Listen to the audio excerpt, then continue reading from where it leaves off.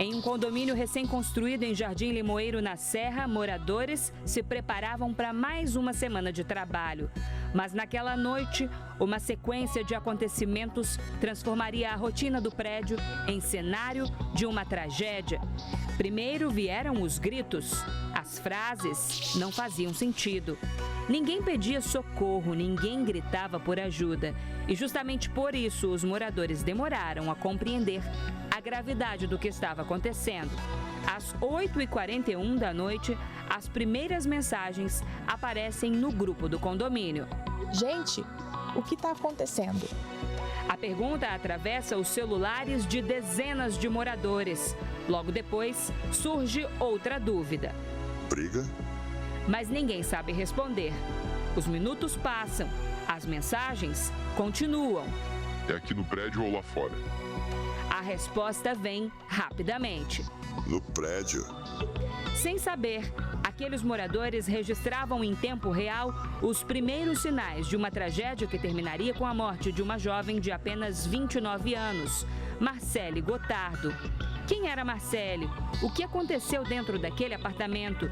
E como uma noite que começou em uma festa terminou em morte?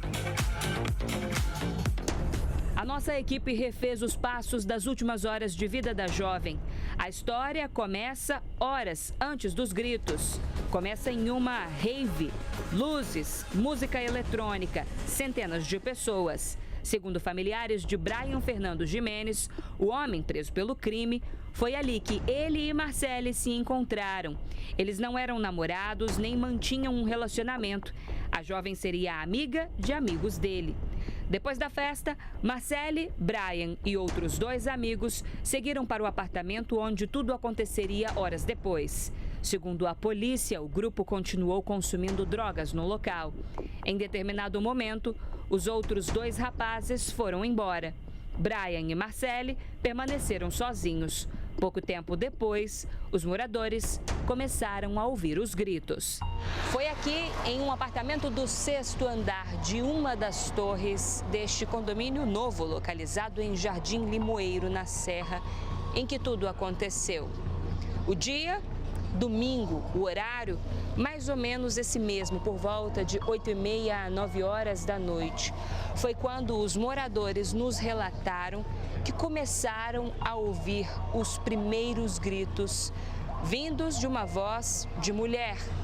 Aparentemente seria Marcele, gritando a ponto de que muitos vizinhos por vários andares ouviam.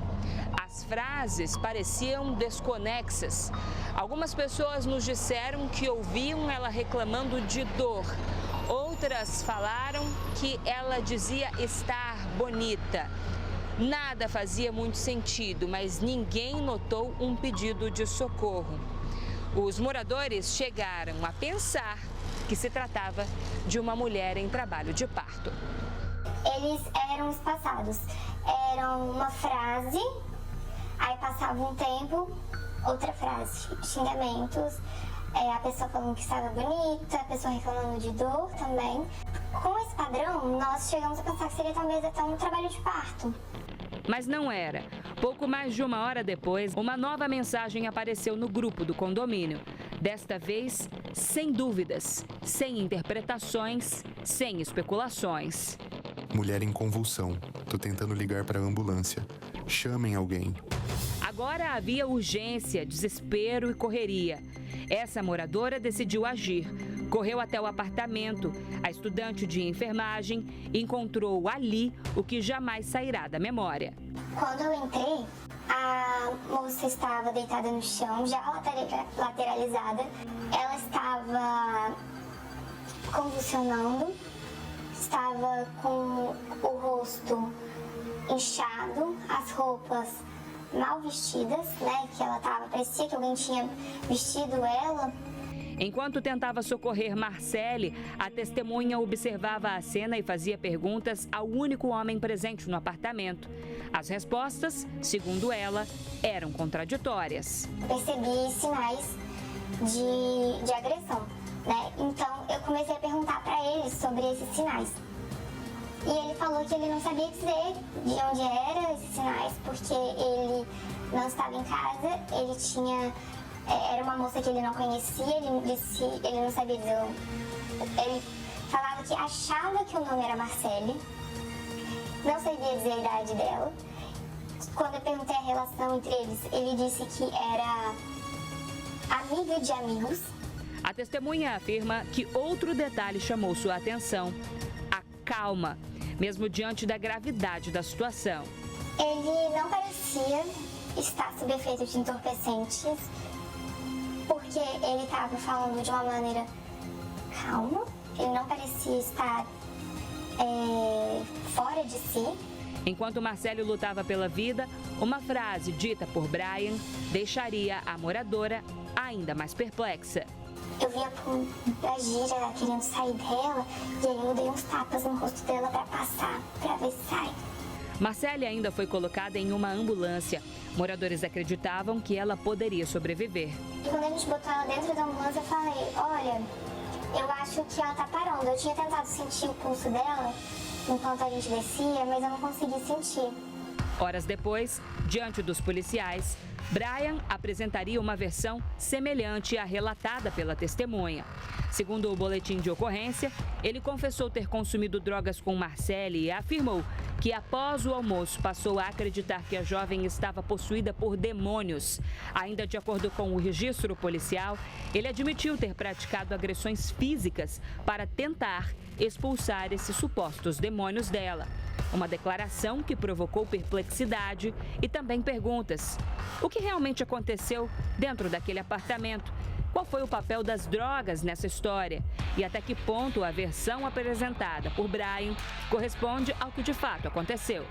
Brian seria morador desse condomínio há 6 meses, estaria morando sozinho de aluguel. Nós conversamos com alguns moradores para coletar como era o comportamento dele como um morador do local.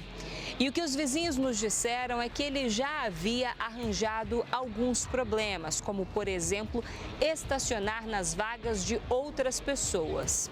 Outro relato que foi dito aqui pelas pessoas que conviviam principalmente no mesmo corredor do rapaz é que ele costumava trazer muita gente diferente para esse apartamento e que essas pessoas fariam o uso de drogas, principalmente de maconha, porque os vizinhos diziam sentir o cheiro vindo do apartamento em que ele estava. A reportagem localizou alguém que conhece Brian muito bem. A mulher que caminha até nós prefere não mostrar o rosto, mas ela é a mãe do filho do rapaz. Juntos há 6 anos, eles estavam em um processo de reconciliação após um tempo no relacionamento.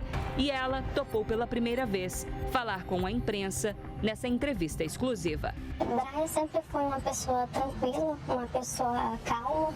A mulher descreve um homem completamente diferente daquele retratado pela investigação. Foi um choque, eu fiquei muito desesperada porque eu não consegui assimilar a notícia com o Brian que eu conheço. Porque o que a notícia fala é de um Brian violento, um Brian que agrediu uma pessoa, né, até vir a óbito. E é algo que nunca aconteceu em 6 anos de relacionamento comigo, nunca houve agressão, né, comigo. Ela afirma que, durante o período em que conviveram, presenciou o uso de drogas, mas nunca episódios de agressividade. Eu já peguei situações dele de uso de maconha, então ele sempre é uma pessoa muito tranquila, assim. Já era tranquilo, ficava mais tranquilo. Enquanto a investigação tenta esclarecer os últimos detalhes daquela noite, a família de Marcele vive outra espera. Segundo o pai da jovem, no atestado de óbito consta espancamento. Abalados, como todo pai, toda mãe, jamais quer ouvir isso. Nós ficamos muito abalados,